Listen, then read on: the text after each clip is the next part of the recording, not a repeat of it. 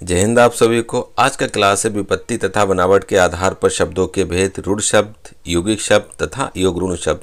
ऋण शब्द कैसे बनते हैं और कौन से होते हैं, कौन से नहीं होते। यौगिक शब्द किन शब्दों के मेल से बनते हैं, यौगिक शब्द क्या हैं, योग ऋण शब्द क्या हैं, सभी को विस्तार से समझाते हैं। शुरुआत करते हैं ऋण शब्द।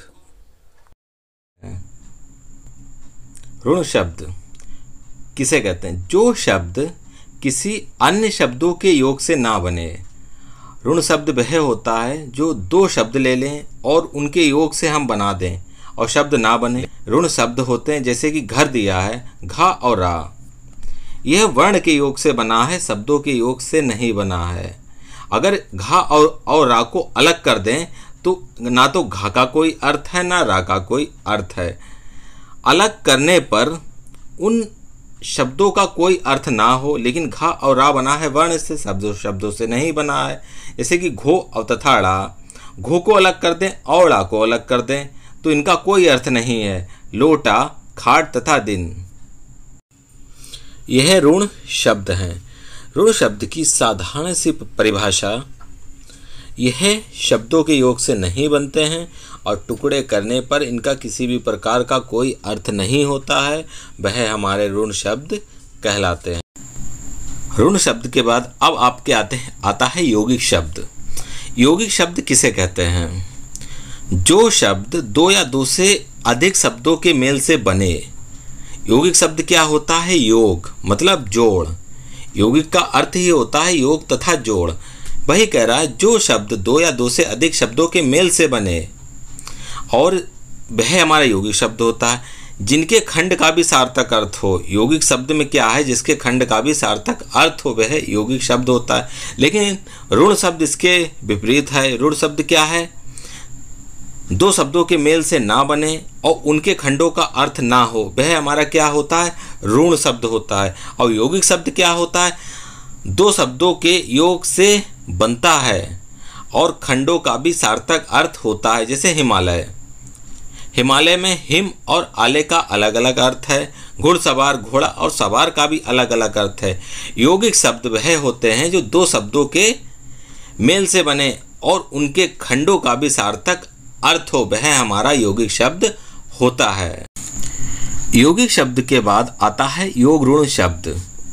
योग ऋण शब्द वे शब्द हैं जो यौगिक होने पर भी, यौगिक शब्द तो हैं लेकिन यौगिक होने पर भी अपना साधारण अर्थ छोड़कर कोई विशेष अर्थ प्रकट करें। अपना साधारण अर्थ छोड़कर कोई विशेष अर्थ प्रकट करें, वह हमारे योग ऋण शब्द होते हैं। जैसे कि यहाँ पर मैंने एक उदाहरण दिया है, चारपाई। चार पैरों वाली, चार पैरों वाली चारपाई, ठीक है। यह क्या है? योग ऋण शब्द है। परंतु चार पैरों वाली सभी वस्तुओं को चारपाई नाम से नहीं पुकारते। हाँ, ये बात सही है। चारपाई केवल खाट को ही कहा गया है। चारपाई केवल खाट को ही कहा गया है, ना कि किसी अन्य वस्तु को कहा गया।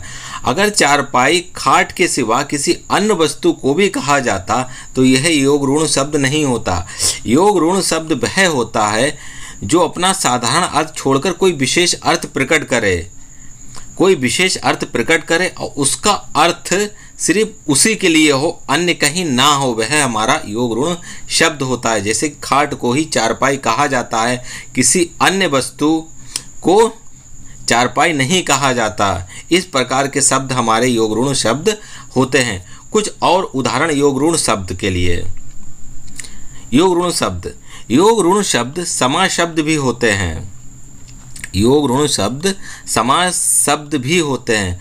बहुव्रीहि समास के सभी उदाहरण योग ऋण शब्द होते हैं। Very very important.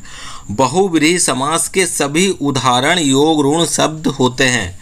अब बहुव्रीहि समास के सभी उदाहरण योग ऋण शब्द कैसे होते हैं? जैसे कि पीताम्बर। पीताम्बर का अर्थ है पीला है वस्त्र जिसका, पीला है वस्त्र जिसका, श्री कृष्ण। श्री कृष्ण। अब इसकी आप परिभाषा समझिए। जो यौगिक होने पर भी अपना साधारण अर्थ छोड़कर कोई विशेष अर्थ प्रकट करे, विशेष अर्थ प्रकट करे, अर्थ प्रकट करे।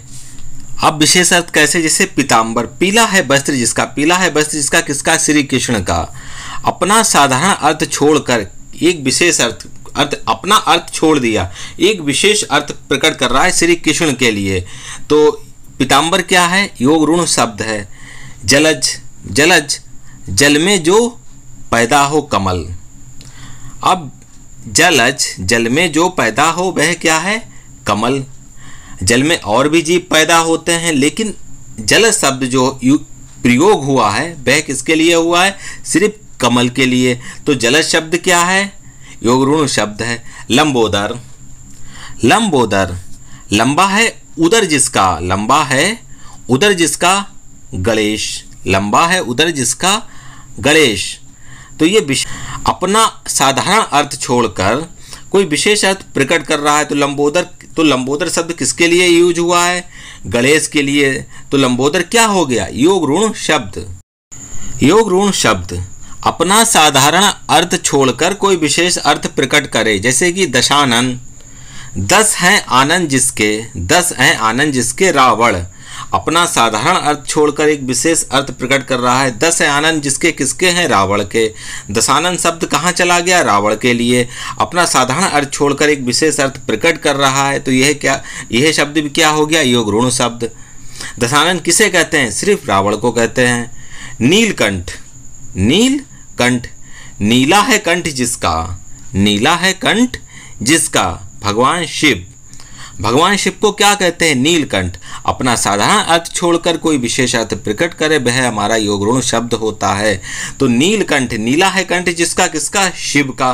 तो शिव को क्या कहते हैं? नीलकंठ भी कहते हैं। तो इस प्रकार के जो भी शब्द होते हैं वह योग ऋण शब्द होते हैं। पीताम्बर, जलज, लंबोदर, दशानन, नीलकंठ। बहुव्रीहि समास के सभी उदाहरण योग ऋण शब्द होते हैं। बहुव्रीहि समास के सभी उदाहरण योग ऋण शब्द होते हैं। हिंदी स्टडी 9M चैनल से जुड़े रहने के लिए चैनल को सब्सक्राइब कीजिए, जिससे सबसे पहले वीडियो आपके पास पहुंचे। ठीक है, धन्यवाद।